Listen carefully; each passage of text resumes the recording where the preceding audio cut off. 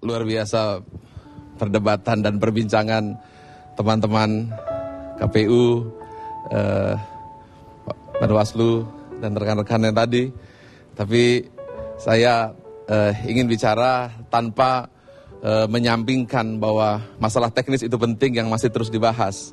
Tapi saya ingin membuat sebuah perumpamaan, yaitu tentang pertandingan tinju. Ketika pertandingan tinju semua mempersiapkan, ya kalau tinju juga biasa ada kampanye-kampanyenya.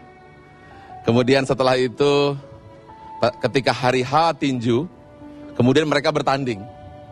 Setelah mereka bertanding, akhirnya diumumkan siapa pemenang tinjunya. Namun banyak orang, tinju sudah selesai tapi sarung tinjunya tidak lepas lagi. Sarung tinju itu harus dilepas. Kalau sarung tinju tidak dilepas, jangankan mau makan, minum pun tidak bisa. Coba bayangkan, ya, bapak-bapak, ibu-ibu dengan sarung tangan yang besar, kemudian mau minum. Percayalah, air itu akan tumpah. Tidak bisa makan, tidak bisa minum, karena mindset kita, pikiran kita masih terus seolah-olah pemilu belum selesai. Tolong buka mata semuanya, pemilu sudah selesai, dan nanti KPU akan mengumumkan siapa sesungguhnya yang menjadi pemenang. Inilah mindset yang harus kita pahami dulu. Di samping permasalahan teknis yang memang masih belum selesai, yang masih dibicarakan, tapi apapun, kita perlu menghargai bahwa KPU bekerja meskipun banyak masalah, tapi apapun mereka tetap bekerja keras. Tepuk tangan untuk KPU dulu. Pengamat-pengamat mengkritik untuk memperbaiki, itu adalah hal yang perlu kita hargai. Namun tetap kita harus sadar bahwa kita harus kembali menyadari tujuan utama, bahwa sesungguhnya pemilu atau pilpres itu bukan tujuan akhir, bukan segala-galanya. Kadang-kadang kita terbawa kepada euforia, sehingga kita lupa bahwa kita para mahasiswa harus belajar kembali, para ibu-ibu harus kembali bekerja, ke dapur atau mungkin bekerja, para karyawan harus kembali bekerja, sarung tinju harus dilepas, dan kemudian kita berangkulan kembali. Waktu terus berjalan, setiap waktu yang kita lalui itu harus berharga. Kalau kita terus mindset kita kepada pertandingan, kepada terus persaingan, padahal ini semua sudah selesai, kapan rakyat bisa adil, sejahtera, dan makmur? Ini tujuan utama kita. Inilah yang perlu kita pahami, supaya kita tidak terus terbawa kepada arus dendam, kemarahan, dan bahkan juga yang pada akibatnya merugikan masyarakat. Saya sebagai anggota masyarakat, terlepas dari permasalahan teknis yang masih mungkin terus dipermasalahkan, tapi apapun, Indonesia perlu bersyukur, perlu bangga.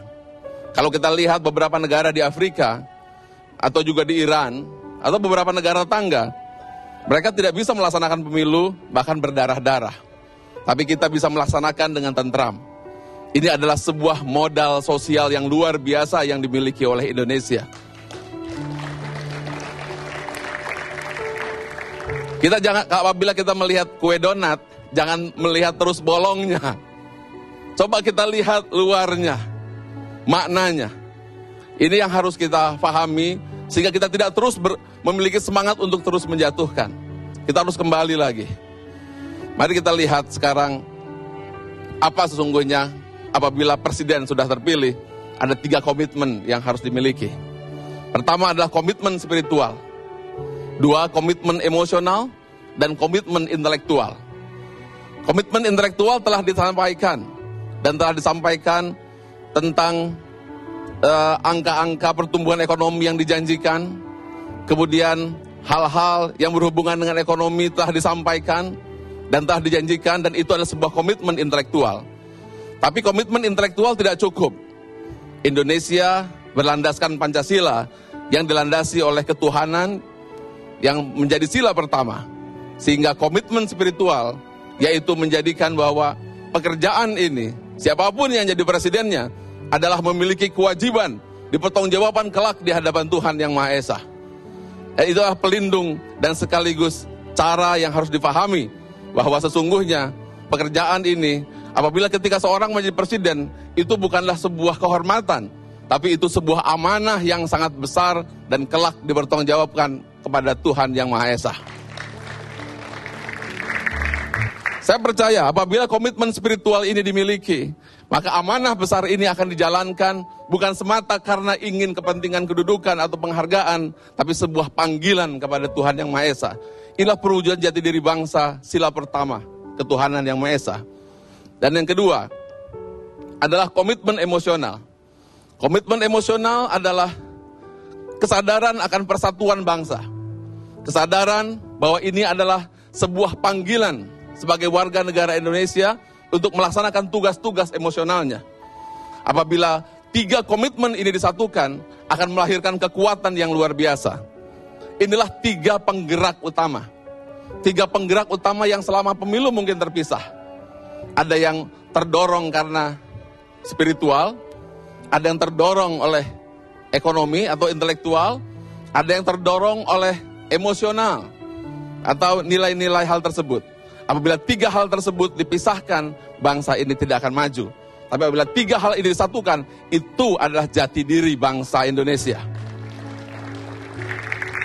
Apa yang dikatakan oleh Arnold Toynbee? Sebuah bangsa akan memiliki kemajuan ketika moral telah dijadikan panglima. Dan sebuah bangsa akan memiliki sebuah kejayaan ketika moral dan akal telah disatukan. Tapi sebuah bangsa akan mengalami kehancuran ketika akal menjadi panglima dan moral dinomor 2-kan. Itulah pesan penting. Mudah-mudahan apabila 3 hal ini disatukan, saya percaya bangsa ini akan bangkit, menjadi bangsa yang besar, dan inilah modal dasar kita. Semoga pemuda-pemuda Indonesia yang bisa melihat contoh-contoh kebaikan ini akan terus berjuang hingga mencapai 2020, 2030, 2050. Tapi apapun, tahun 2009 ini adalah sebuah landasan untuk bangkitnya sebuah peradaban baru, Indonesia yang jaya, Indonesia yang telah berhasil melalui sebuah proses ujian demokrasi yang besar, dan kita patut hargai ketiga capres, mereka telah menunjukkan hasil yang luar biasa. KPU menunjukkan hasil yang luar biasa. Sekarang tinju sudah selesai, kembali bekerja, kembali jujur, kembali adil, kembali kerja keras, hingga kita bisa tidak terus terbawa kepada euforia politik. Inilah pesan. Mudah-mudahan bangsa ini bangkit menjadi bangsa yang jaya.